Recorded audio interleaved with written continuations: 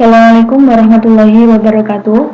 Bagaimana kabarnya anakku semuanya? Semoga kalian selalu dalam keadaan sehat dimanapun kalian berada. Di sini saya sebagai guru matematika akan memberikan materi pembelajaran online pada kelas 3 semester 1 untuk membantu kalian belajar di rumah. Nah, sebelum kita memulai pelajaran, marilah kita membaca Bismillah bersama-sama agar apa yang kita pelajari nanti menjadi ilmu yang bermanfaat dan barokah. Bismillahirrahmanirrahim. Oke, selanjutnya pada pertemuan pertama ini di kelas 3 semester 1 ini kita akan membahas KD 3.26 menentukan peluang kejadian dan KD 4.26 menyelesaikan masalah yang berkaitan dengan peluang kejadian. Adapun beberapa indikator atau poin yang akan kita bahas pada materi ini. Di sini bisa kalian lihat ada 4 poin yang akan kita bahas. Oke, langsung saja. Yang pertama, kita akan pelajari pengertian peluang dulu. Peluang kejadian itu adalah perbandingan antara banyaknya anggota kejadian dengan banyaknya anggota ruang sampel, atau peluang kejadian itu sama dengan berapa besar atau berapa banyaknya kesempatan kalian untuk mendapatkan sesuatu yang kalian inginkan. Nah, dalam ilmu matematika, karena ilmu matematika ilmu pasti, jadi ada rumus untuk menyelesaikan soal-soal yang terkait dengan peluang. Di sini rumusnya PA NA per NS, di mana PA itu adalah simbol dari peluang kejadian, NA itu adalah banyaknya anggota atau yang dicari dan ditanyakan pada soal peluang. Sedangkan NS itu adalah ruang sampel atau yang diketahui pada suatu soal. Nah, selanjutnya, yang pertama kita bahas dulu sebelum masuk pada penyelesaian soal peluang itu adalah ruang sampel. Kenapa? Karena ruang sampel ini adalah kunci utama kalian dalam mengerjakan soal peluang.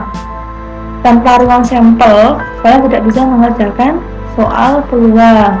Nah, di sini sudah saya tunjukkan, ini adalah ruang sampel yang sering sekali digunakan untuk menyelesaikan soal peluang, baik soal yang kita bahas di kelas maupun soal yang keluar pada ujian nasional. Ini ada beberapa ruang sampel ya, yang harus kalian hafal.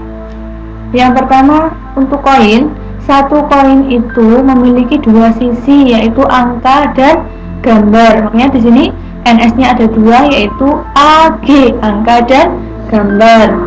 Selanjutnya, untuk dua koin itu ada 4 ruang sampel. Bisa dilihat di tabel ini yang saya lingkari, ini ada 4, AA, AG, GA, dan GG. Untuk 3 koin itu ada 8 ruang sampel. Bisa dilihat juga di tabel ini yang saya lingkari, ini ada 8, AAA, GAA, sampai yang terakhir GGG. Ini adalah ruang sampel untuk 3 koin. Nah, selain koin, yang sering digunakan adalah dadu. Dadu ini sering kalian lihat ya, bahkan sering kalian mainkan ketika main monopoli dan sebagainya. Ini juga biasa muncul pada soal peluang. Nah, pada dadu ini memiliki 6 sisi. Ada tandanya di sini 1, 2, 3, 4, 5, dan 6.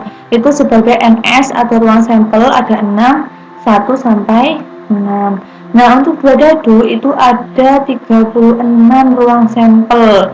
Kok banyak sekali, Bu? Iya, banyak karena di sini dadu 1 itu bertemu dengan dadu 2. 1 bertemu 1, 1 bertemu 2, sampai yang terakhir 6 bertemu dengan 6. Jadi total ada 36 ruang sampel untuk dua dadu. Nah, ini ruang sampel yang wajib sampean hafal, sampean pahami, karena ini sering sekali muncul pada soal-soal peluang. Selanjutnya kita langsung pengaplikasian ke soal ya. Pada percobaan pelemparan sebuah dadu, tentukanlah peluang percobaan kejadian muncul bilangan genap. Nah, yang diketahui di sini adalah sebuah dadu itu merupakan ruang sampelnya 1 dadu. Yang ditanyakan muncul bilangan genap ini sebagai NA-nya. Kita bahas di sini. 1 dadu, sampelnya 1, 2, 3, 4, 5, dan 6. NS-nya sama dengan 6. Nah, yang ditanyakan tadi apa? Muncul bilangan genap pada dadu. Maka Na-nya pada sampel ini yang genap itu mana saja? 2, 4, dan 6, berarti ada 3. Kalau Na sama Ns sudah ketemu, maka langsung kita masukkan ke dalam rumus peluang. Rumus peluang tadi apa? Na per Ns. Na-nya berapa? 3. Ns-nya 6, berarti 3 per 6 sama dengan setengah. Disederhanakan dari 3 per 6 ini. Jadi bentuknya pecahan ketika masih bisa diperkecil, silahkan diperkecil sampai yang terkecil. Oke, next lanjut ke frekuensi harapan. Nah, frekuensi harapan itu adalah peluang dikalikan dengan banyaknya percobaan atau lemparan. Jadi untuk mencari frekuensi harapan ini tetap sampean harus mencari dulu peluangnya. FH itu adalah simbol dari frekuensi harapan, PA peluang, N itu banyaknya lemparan.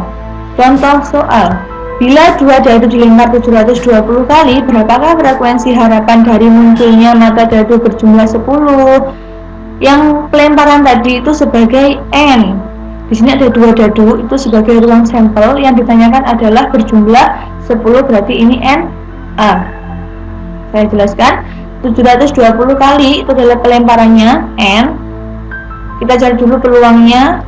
Peluang tadi adalah Na dulu kita cari. Tadi Na-nya adalah jumlah 10, berjumlah 10. Jadi ketika 2 dadu dipertemukan, angka pada 2 dadu ditemukan yang menghasilkan jumlah 10 itu angka berapa saja? 4 ketemu dengan 6, 5 ketemu dengan 5, 6 ketemu dengan 4. Jadi ada 3 pasangan angka yang bisa menghasilkan jumlah 10. Ns-nya tadi 36 karena 2 dadu, sehingga peluangnya adalah Na 3 per Ns-nya 36 bisa diperkecil menjadi 1 per 12. Kalau sudah ketemu peluang, kita bisa menghasilkan frekuensi harapan karena rumus frekuensi peluang dikali banyaknya lemparan. Peluangnya 1/12 dikali banyaknya lemparan tadi 720, jadi hasilnya 60. Ini adalah hasil dari frekuensi harapan. Lanjut, peluang saling lepas atau tak saling lepas. Di sini ada rumus yang bisa sampean lihat. Namun di pojok kanan ini saya beri note atau saya beri catatan khusus agar sama bisa lebih mudah memahami peluang saling lepas ini. Di sini P, A union atau gabungan B dibaca kejadian A atau kejadian B. Bisa diartikan tanda dari bentuk soal pada bab ini adalah pada soal terdapat kata atau. Nah, ini adalah ciri utama soal peluang saling lepas, yaitu pada soalnya itu ada kata atau. Jadi yang dicari itu ada kata ataunya. Ini berarti menggunakan rumus saling lepas. Saling lepas rumusnya peluang yang pertama ditambah dengan peluang yang kedua. Langsung ke contoh soal. 2 buah koin dilempar 1 kali. Tentukan peluang muncul keduanya angka atau keduanya gambar. Jadi di sini 2 buah koin itu adalah NS-nya. Yang dicari itu ada 2. Yaitu yang pertama keduanya angka, atau ini kalau kata atau ini menandakan dia saling lepas. Keduanya gambar. Jadi kita mencari 2 peluang. Nah, ruang sampelnya tadi apa? 2 koin. 2 koin itu ada 4, AA, AG, GA, dan GG. Kita cari dulu yang pertama. Peluang yang pertama yaitu kejadian muncul keduanya angka. Nah, pada ruang sampel ini ada 4 ruang sampel ini. Manakah yang keduanya angka? Ada berapa? Ada 1, yaitu AA. Maka NA-nya 1, NS-nya tadi 4, maka peluangnya 1/4. Lalu kita cari peluang yang kedua atau peluang B. Muncul keduanya gambar. Nah, pada ruang sampel ini mana yang keduanya gambar? GG, ya 1. Hanya ada 1, B-nya 1, berarti peluangnya 1/4. Kalau sudah ketemu 2 peluang seperti ini, peluang A dan peluang B, baru kita bisa masukkan ke dalam rumus peluang saling lepas.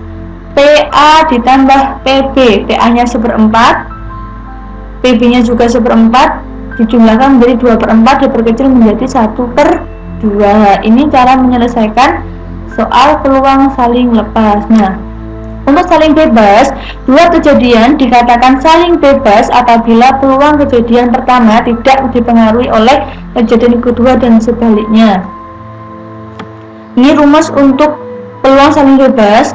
Kalau tadi saling lepas itu tandanya union atau gabungan, ini untuk saling bebas tandanya adalah irisan. Dibaca kejadian A dan B bisa diartikan tanda dari bentuk soal pada bab ini adalah pada soal terdapat kata dan. Nah, cara mengerjakannya saling lepas dan saling bebas itu hampir sama, perbedaannya pada kata di soalnya. Kalau saling lepas tadi katanya atau, kalau saling bebas katanya dan, ada penghubungnya yaitu dan. Kalau saling lepas tadi atau, kalau saling bebas penghubungnya adalah dan. Nah, untuk cara mengerjakannya, kalau saling lepas tadi rumusnya ditambah, kalau saling bebas rumusnya dikali.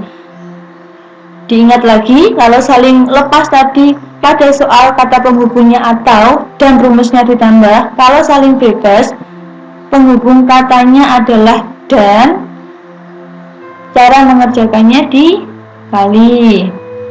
Nah, anak-anak, sudah selesai materi kita pada hari ini. Pada hari ini kita sudah mempelajari apa saja tadi? Kita sudah belajar tentang materi peluang, pengertian dan cara menyelesaikan soal peluang. Kemudian apalagi? Frekuensi harapan. Kemudian peluang kejadian saling lepas dan peluang kejadian saling bebas. Nah, semoga apa yang saya jelaskan tadi dapat kalian pahami dengan baik.